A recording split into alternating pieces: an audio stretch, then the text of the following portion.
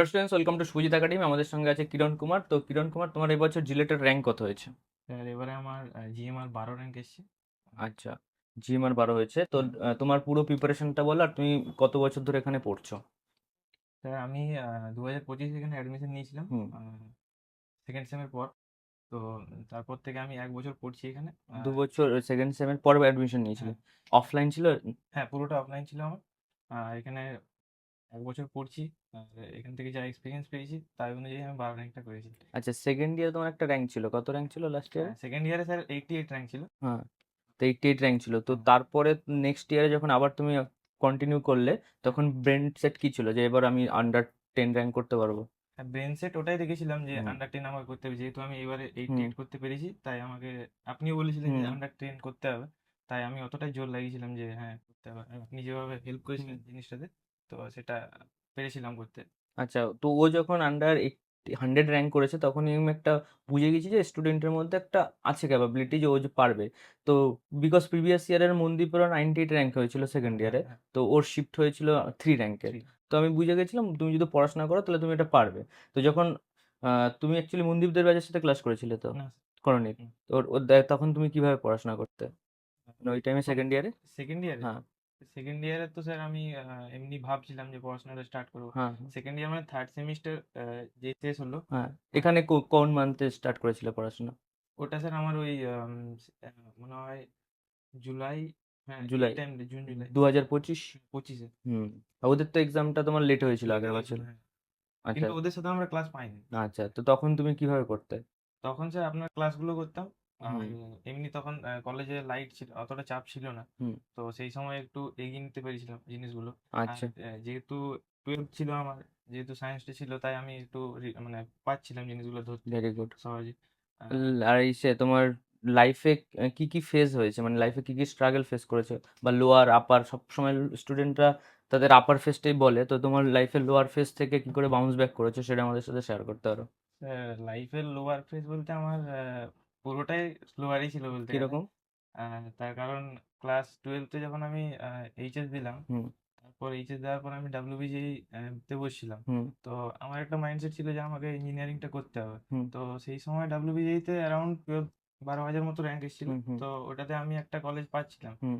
আমাদের পুরুলিয়াতে, রামকৃষ্ণ আচ্ছা। মাহাতো। আচ্ছা। আচ্ছা। তো ভাবলাম যে চলে যাব, হুম। কিন্তু মন করলো যে না, আমি যেহেতু রানিং ইয়ারে হুম। এতটা র্যাঙ্ক করতে পেরেছি, তাই পরের বছর নিশ্চয়ই ভালো ভালো র্যাঙ্ক র্যাঙ্ক হবে। করতে পারবো। তাই হুম। আমি ড্রপ দিলাম 1 বছর, হুম। মানে এটা 1 বছর ড্রপ এক দিয়েছিল? বছর পুরোপুরি ড্রপ দিয়েছিলাম। বাহ, আচ্ছা। তো সেই ড্রপ দেওয়ার ফেজটাতে আমার মানে পুরোটাই চেঞ্জ হয়ে গেছিল। ড্রপ কিরকম? দেওয়াটা মানে বাড়িতে ড্রপ দিয়েছি, হ্যাঁ। আবার বাড়িতে থেকে, হ্যাঁ। সেই জিনিসটা খুব টাফ। একা একা সারা একা বছর। একা হচ্ছিল না, আর সেরকম র্যাঙ্কও আসেনি। হুম। পরের বারে যখন দিয়েছিলাম হুম। 20,000 সামথিং র্যাঙ্ক আরো বেড়ে এসেছিল। গেছে। ইস! মানে ওইটা একটা তখন তো ডিমোটিভ, পুরো ওইটা ওয়ান আমার ইয়ার নষ্ট ফেজে হয়ে গেল। সবচেয়ে বড় ডিমোটিভেশন বলতে হুম। গেলে। বাড়ির লোকও আমাকে বুঝিয়ে পাচ্ছিল না যে কিভাবে একে আমি সান্ত্বনা দেবো হুম। বা কিছু হুম। করবো। হুম। তখন তো থেকে তুমি একটু ঠান্ডা হয়ে গেছে, চুপচাপ হয়ে হ্যাঁ, গেছে। তখন সেটাই একদম ঠিক কথা বলেছেন বিকজ স্যার। ক্লাসে সবসময় চুপচাপ থাকতে। হ্যাঁ, চুপচাপই থাকি, কারণ ওই আমি টাইমটার পর। আমি এটা জানি যে আমাকে চুপচাপ থাকতে হবে, যেদিন কিছু করে দেখাবো সেদিন স্যারের সাথে বসে পাশাপাশি ইন্টারভিউটা দেবো। এখন খুশি তো? এখন হ্যাঁ, সব এখন ঠিক খুশি, আছে? এখন খুশি। মানে ওই ওই একটা ট্রমা চলে আসছে যে ট্রমা, আমি হ্যাঁ, 1 বছর ড্রপ দিয়েছি, আমার র্যাঙ্ক হয়নি। ওই ট্রমা তোমাকে ভিতর থেকে খেয়েছে। খেয়েছি। মানে তুমি যখন ডিপ্লোমাতে হ্যাঁ, ঢুকেছো তখনও তুমি খুশি নয়। কিন্তু স্যার এই এই ফেজটাতে আমার হুম। বাবা মা আমাকে প্রচুর হেল্প সাপোর্ট করেছে? করেছিল। কিভাবে হেল্প করেছেন? কোনোদিনও বলেনি যে হবে না তোর তোর দ্বারা। দ্বারা হবে না। কিন্তু মানে তুই একটা লাইফে ভুল একটা ডিসিশন মানে নিয়েছিস। একটা আমাকে অন্য পথ দেখিয়েছিল যে হুম। দেখ, আমার কয়েকজন স্যার ছিল। হুম। ম্যাথামেটিক্স এর একটা স্যার ছিলেন, হুম। অমরনাথ স্যার, হুম।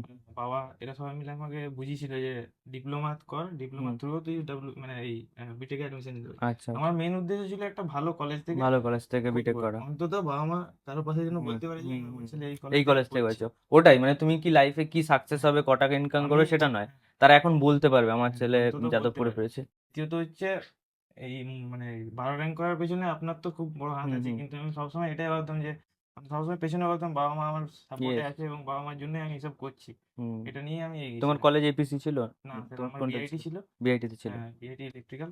হুম। তো ওখানে যখন কলেজে তুমি পড়াশোনা করতে, অনেক সময় মনে হতো না যে আই ডোন্ট ডিজার্ভ দিস, বা হ্যাঁ, আমি আরো প্রথম বেটার ফার্স্ট ডিজার্ভ ইয়ারটা করতাম? আমার এমনি মনে হয়েছিল। ফার্স্ট ইয়ারটা মনে হয়েছিল যে আমি হুম। এখানে কেন আসি, কি করছি। ফার্স্ট ইয়ারটা এমনকি আমি আরেকবার ডাব্লিউবিজিই দিয়েছিলাম, আচ্ছা। আচ্ছা, তাও ভালো কিন্তু হয়নি। ওটা তো হয়নি। 27,000 র্যাঙ্ক হয়েছিল। আচ্ছা। মানে বাজে হয়েছে। একটা জিনিস বলে, তুমি যদি একটা মিশন টার্গেট করো, সেই মিশনের অনেক রাস্তা হতে পারে। হ্যাঁ তো তুমি ওখানে যেতে চাইছো মানে এই না যে তোমার এই প্রসেসে মিস হলো তার মানে তুমি বন্ধ করে দেবে। হ্যাঁ যেরকম থমাস এডিসন 1000 টাইমস ট্রাই করেছিল, তো ডিফারেন্ট ওয়েতে। ও হ্যাঁ একই জিনিস বারবার করেনি, ও ডিফারেন্ট ওয়েতে বিভিন্ন জিনিস করেছে। তো লাইফে কোথাও যদি অ্যাচিভ করতে যাও, তুমি যদি মনে হয় যে এই রাস্তা দিয়ে আমার প্রবলেম হচ্ছে, হুম, তুমি অন্য কোনো রাস্তা দেখো। হুম, গোল চেঞ্জ করো না, যে আমাকে বেটার কলেজে যেতে হবে মানে যেতে হবে, কিভাবে হ্যাঁ হয় আমি খুঁজবো। রাস্তাটা হ্যাঁ, খুঁজে নিতে। তো অ্যাকচুয়ালি তুমি যখন ওই প্রিপারেশনটা করেছো, তুমি একবার ভেবে দেখো, হুম, তো তোমার কাছে গাইডেন্স ছিল না। না তুমি যখন ডব্লিউবিজিতে বারবার বারবার ট্রাই করেছিলে, একদম। তখন তুমি ঠিকঠাক গাইডেন্স পাওনি। হুম, তো সেই জিনিসটা তুমি রেকটিফাই করেছো, হুম, ঠিক আছে আমি জিলেটে র্যাঙ্ক করতে যাই, তো জিলেটের বেস্ট কোথায় আছে সেখানে গিয়ে আমি অ্যাকচুয়াল এনভায়রনমেন্টে হুম, পড়াশোনা করি। তখন গিয়ে তোমার একটা প্রসেস হয়। তো হ্যাঁ এই জায়গার থেকে একটা জিনিস ক্লিয়ার হয়ে গেল, ইন ফিউচার তুমি যখন লাইফে বড় হবে বা কোনো কিছু বড় অ্যাচিভ করবে, তো সবসময় ভাববে না যে আমি নিজে একা করে দেবো। একটা অ্যারোগেন্স টাইপের থাকে যে আমি একা সবকিছু করে দিতে হুম, পারবে। এভরিওয়ান, সবার কারো না কারোর একটা দরকার হয়, হুম, এনভায়রনমেন্ট দরকার, সব থেকে বড় কথা। এবার ও অফলাইনে ছিল বলে আরো বেটার হয়েছে। হুম, অনলাইন থাকলে আবার তুমি হয়তো ডিমোটিভেট হয়ে যাচ্ছে, 6 ঘন্টার প্রচুর ক্লাস স্যার ওটাতে ডাইরেক্ট আমি করতে না। একদম মানে পারতামই না। হুম, ক্লাস করাটা আমার কাছে খুবই মানে অনলাইনে প্রবলেম হতো। প্রচুর। তার জন্যই আমি অফলাইন নিয়েছি, যাই হয়ে যাক আমাকে এই বছর না, জার্নি তোমার করে হোক লাস্ট আর টাইম, যাই করে। তোমার 1 বছর ড্রপ ছিল, হ্যাঁ আমাকে লাস্ট রানিং ইয়ার ডিপ্লোমাতে র্যাঙ্ক করতেই হবে। তারপর আবার সেই চাকরিতে বসিনি, কলেজে চাকরিতে চাকরি বসেনি। বসিনি। স্যার ম্যামরা বলতো তোকে কেন বসতে দেবো, তুই তো বসতেই দেয়নি। তারা কি বসতেই করে দেয়নি। জেনে গেছে? জেনে গেছে মানে জানতো যে হ্যাঁ কলেজেও টপার, হুম, হুম। এমনিতে তুমি টপার ছিলে। হ্যাঁ কলেজে। হুম, তারপর এমনিতেও জানতো যে হ্যাঁ ছেলেটা তো মানে হুম, জিলেট দেবে এই করবে। হুম, হুম। স্যাররাও আমাকে বসতে দিত না কোনো ইসে চাকরি পরীক্ষাতে। আমি বলতাম ঠিক আছে বসতে দিচ্ছেন না, পরে দেখিয়ে দেবো। ঠিক আছে, এবার তুমি যাদবপুরে পেয়ে দেখে দেবে 10 টাইমস বেটার কিছু। তা ডিপার্টমেন্ট কি নিচ্ছ?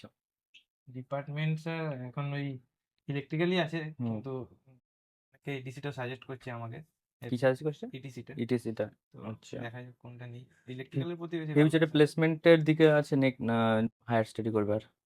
প্লেসমেন্ট, ওটা গেট গেট। ওটা স্যার ওই এখন গিয়ে একটু ভাবতে হবে হুম, আমাকে, হুম, কারণ এক বছর যদি না পড়ি আমার সেরকম ভাবে হুম, হুম। প্র্যাকটিক্যাল এনভায়রনমেন্ট আমি এখনো পাইনি। আচ্ছা, তা তুমি স্যাটিসফাই তো এখন লাইফে? হুম পুরো ভেরি গুড। স্যাটিসফাইড। তো সব ভালোভাবে অ্যাডমিশন হয়ে যাক। তো অল দ্য বেস্ট স্টুডেন্ট যারা পড়াশোনা করছো নেক্সট ইয়ার। আর ওদের কিছু যদি লাস্ট ব্রিফলি কিছু বলতে চাও, যে হ্যাঁ তোমার তো লাইফের এক্সপিরিয়েন্স ওয়াইজ। হ্যাঁ তোমাদেরকে একটাই কথা বলবো যে যদি জিলেটের প্রিপারেশন নিতে চাও তো একমাত্র জায়গা শুভজিৎ একাডেমি। আর এখানে যদি এসছো তো তুমি ধরে রাখো তোমার আন্ডার 100 কি তোমার আন্ডার 10ও র্যাঙ্ক হতে পারে, তুমি যদি সেরকম পোটেনশিয়াল দাও। আর স্যার কোনোদিনই তোমার হাত ছাড়ছে না, তোমাকে পেছন থেকে প্রচুর সাপোর্ট করবে। আর স্যারের এখানে যেরকম ভাবে গাইড করবে, স্যারের এক একটা কথা ফলো করতে হবে তোমাকে। কোনোদিনও নিজের মানে বুদ্ধিমত্তা দিয়ে হুম, কিছু একটা করতে গেলে তখন নিজে ফেঁসে যাবে পরে গিয়ে। এটা একদম হচ্ছে একদম।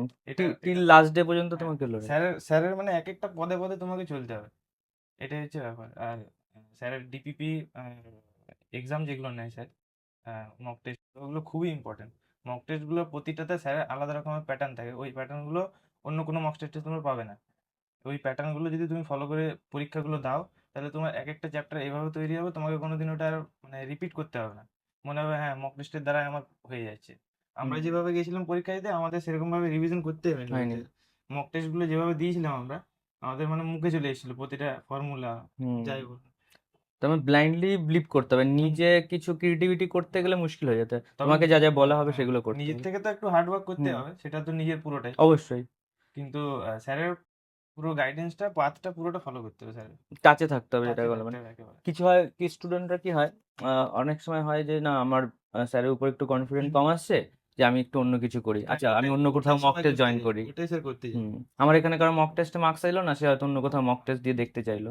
তো ওইগুলো করলে হবে না। মক টেস্ট যেগুলো পেপারে বানানো হয় না কোশ্চেনগুলো, সেগুলো অনেক রিসার্চ বেস করা হয়, হ্যাঁ যে বিভিন্ন চ্যাপ্টার কি লেভেলে তৈরি করতে হয়। ইভেন তোমরা অ্যাডভান্সের কোশ্চেন করেছো মক টেস্টে। হ্যাঁ এমনিও হতে পারে কোনো কোনো মক টেস্টে একটা চ্যাপ্টার ওরিয়েন্টেড হয়ে গেল, হুম, কিন্তু ওটা মনে রাখতে হবে যে ওই চ্যাপ্টারটা ওইটাই আছে। ওইটা হচ্ছে স্ট্রং করা হয়েছে। হ্যাঁ তার জন্য ওটা স্ট্রং করা হয়েছে। ঠিক আছে, তো বেস্ট অফ লাক সবাই। তো আমরা নেক্সট আবার দেখা করব। আর কিরণের জন্য আমাদের একাডেমিক থেকে মেডেল আছে, এটা ওর জন্য লাইফ একটা মেমোরি হিসেবে থাকবে। আর একটা গিফট আছে, আর আমরা আরো অনেক কিছু আজকে অ্যারেঞ্জমেন্ট করেছি, সেলিব্রেশন হবে। তো তোমরা আমাদের সাথে থাকো।